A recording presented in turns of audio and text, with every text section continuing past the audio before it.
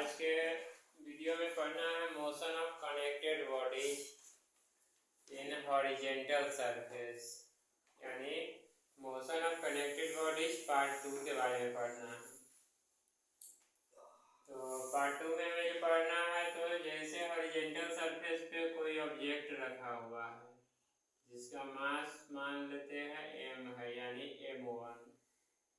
ये ऑब्जेक्ट क्या है, एक पुली से जुड़े हुए हैं, ठीक है। यह स्ट्रिंग है, इस स्ट्रिंग का जो टेंशन है यह है T है, ठीक है। तो इस पे जो फोर्स अप्लाई होते हैं यह M1G। नॉर्मल रिएक्टेंस अपवार्ड में बनता है जो R है कैपिटल, ठीक है। और फिर इस स्ट्रिंग से जो जुड़े हुए हैं, मतलब इस पुली से जो स्ट्रिंग जुड़े हुए हैं जिसका टेंशन पीरियड T है, और इस ऑब्जेक्ट का मास हो गया m2, और इस तरह इसका जो निकलेगा m2G, यानी जो फोर्स अप्लाई हो रहा है टेंशन के फॉर्म में। एक्सीलरेशन डाउनवर्ड, नीचे की तरफ लगेगा, क्या। तो इस टेंशन को मान लिया T1, इसको मान लिया T2 मान लिया, यानी सेमी फॉर्म में है। तो अब हमें क्या करना है, इसमें इक्वेशन ऑब्टेन करना है, यानी फॉर्मूला ऑब्टेन करना है। तो दो तरह पहले हम देखेंगे ये हॉरिजॉन्टल वाले सरफेस के लिए। तो हॉरिजॉन्टल सरफेस में क्या है कि जो फोर्स लगता है, ठीक है, उस पे फोर्स लग रहा हुआ स्ट्रिंग पर T लग रहा है, यानी टेंशन, और ऑब्जेक्ट जो जुड़े हुए हैं यह क्या है, एक दूसरे के अपोजिट में है। अपोजिट करने का मतलब है विपरीत, ठीक है। जो नॉर्मल रिएक्टेंस R ऊपर की तरफ लग रहा है और M1G नीचे की तरफ, है ना। तो इस तरह इस पर जो फोर्स जो काम करेगा वो क्या होगा, T minus M1G equal to M1A। तो फर्स्ट इक्वेशन बना देंगे।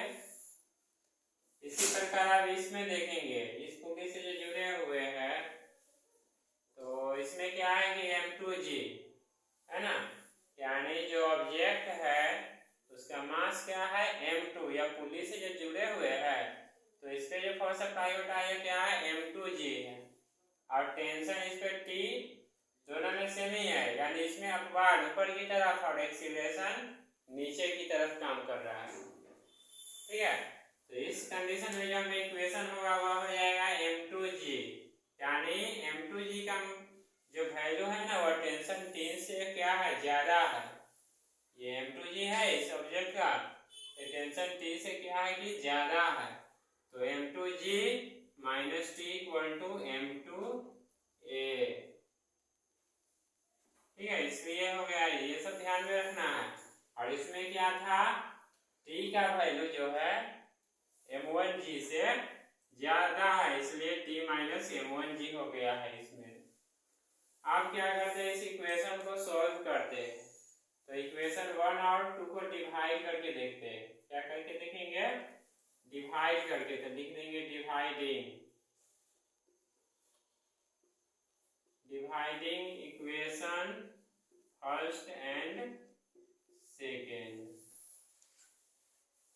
तो T minus M1G by M2G minus T equal to M1A by M2A, है ना, ये होगा। अब A से तो कैंसिल हो जाएगा, तो अब क्या बचिएगा M1 और M2, तो क्रॉस मल्टीप्लाई करेंगे इसको,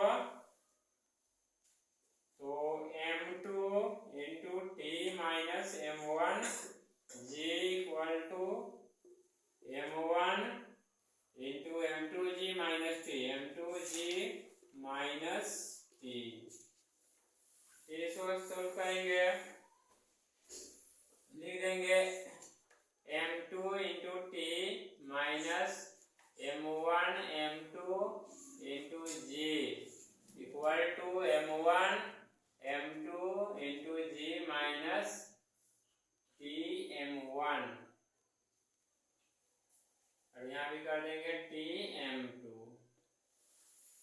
अब यहाँ देखेंगे M1 M2 और ये M1 क्या है M2 है दोनों में, और हमें निकालना है t का वैल्यू निकालना है।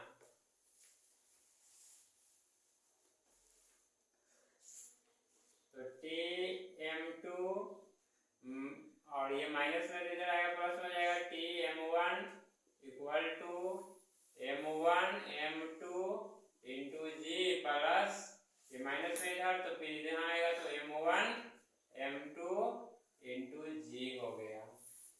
तो आप देख रहे हैं इस दोनों में क्या है t कॉमन हो जाएगा होगा, जब t कॉमन ले लिया तो क्या हो जाएगा M2 प्लस M1 और equal to M1 M2 into जी और M1 M2 इंटू जी, तो क्या हो जाएगा 2M1 M2 जी हो गया। तो t इक्वल टू क्या हो गया 2M1 M2 by M2 plus M1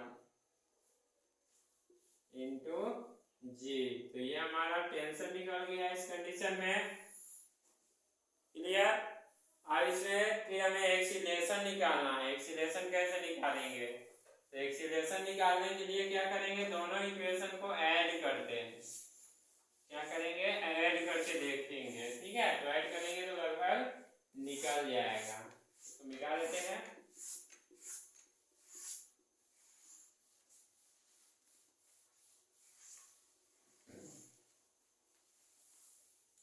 तो फर्स्ट इक्वेशन है, इसमें लिख देंगे adding equation first and second 1 and 2, adding equation 1 and equation 2।